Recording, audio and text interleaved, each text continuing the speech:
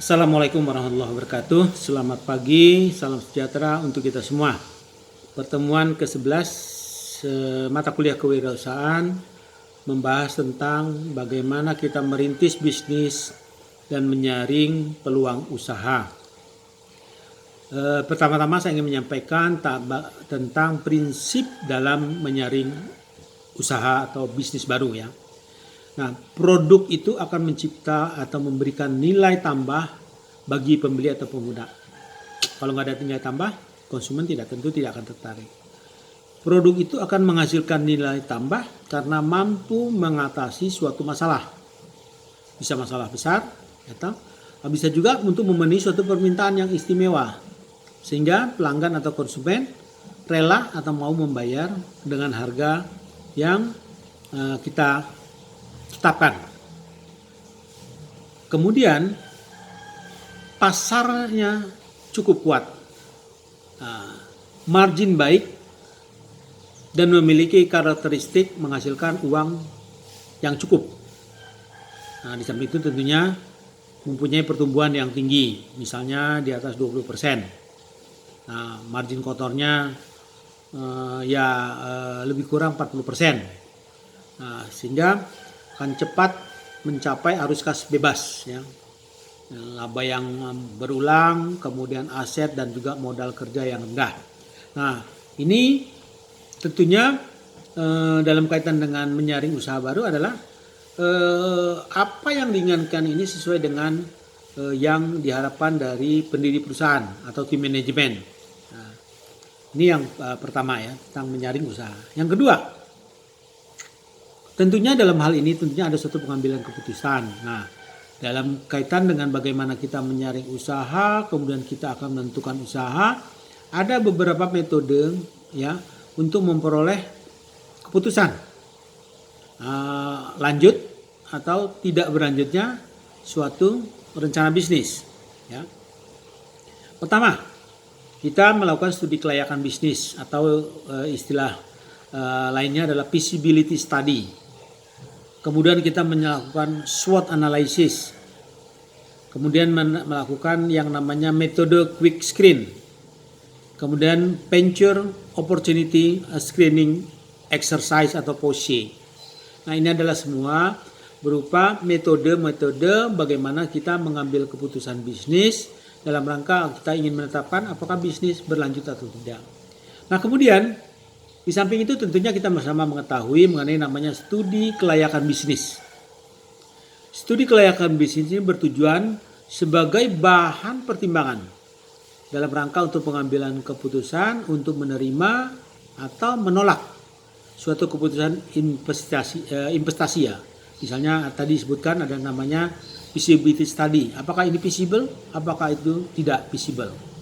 Nah, beberapa pihak yang berkepentingan dengan yang namanya studi kelayakan bisnis, yang pertama tentunya adalah pemilik perusahaan sendiri ya. Dia bisa melakukan go or not go ya. Kemudian pihak investor kalau ada investor atau penyandang dana. Nah, kemudian juga masyarakat dan bisa juga dalam hal ini adalah pemerintah. Apa tahapannya dari proses SKB ini? Mulai dari tahap pencarian ide, perumusan, kemudian memformulasikan, kemudian menganalisis ya, nanti ada analisis pasar, teknis, finansial, segala macam, dan juga tahap pengambilan keputusan.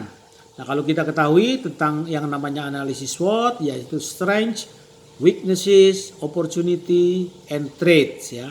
Ini bisa dipelajari dari materi yang ada di mata kuliah yang diberikan lainnya. Nah, kemudian ada lagi namanya metode quick screen. Nah, ini metode quick screen ini bisa dilihat adalah bagaimana metode quick screen ini dilakukan dalam rangka untuk menilai beberapa kriteria-kriteria utama dari yang tadi disebutkan analisis ya. Mengenai pasar, mengenai margin, keuntungan, atau keunggulan bersaing ya. Kemudian ada yang namanya penciptaan nilai tambah. Nah, nanti kriteria ini didetailkan atau diurai lebih rinci dalam bentuk tabel. Nah, ini nanti bisa dilihat dalam tabelnya yang memiliki kolom potensi tinggi, potensi rendah, ya, dari setiap adanya uraian-uraian. Nah, contoh metode quick screen ini misalnya, apa visi Anda?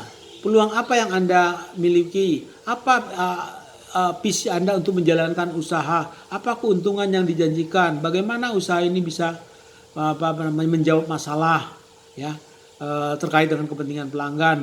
Kemudian apakah pelanggan mau membayar dengan harga yang tinggi dan seterusnya dan seterusnya. Ini adalah yang namanya metode quick screen, ya. Kemudian ada lagi namanya metode POSCE, Venture Opportunity Screening Exercise.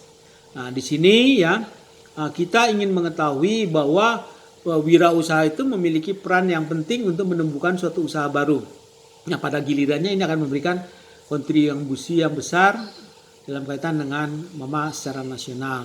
Nah, kemudian metode POSCE ini merupakan metode yang terdiri dari 12 kegiatan atau exercise. Dan ini membutuhkan waktu yang lama. Nah, tahapan POSCE ini misalnya dari 12 tadi ya, opportunity concept dan strategy statement, venture opportunity profile, opportunity saving, research and exercise, sampai dengan nanti ada namanya 4 anchors revisited. Nah, ini nanti tolong dibaca ya. Nah, ini nanti ada tahapan dalam kaitan dengan dilanjutnya adalah explore, select, test, and decide ya.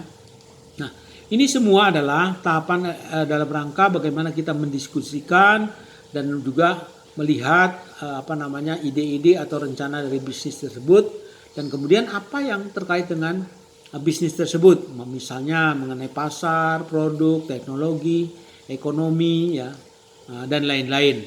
Nah, nanti lalu setelah itu kita lakukan namanya select atau memilih, kemudian melakukan pengujian dan sampai dengan tahap yang namanya decide atau pengambilan keputusan.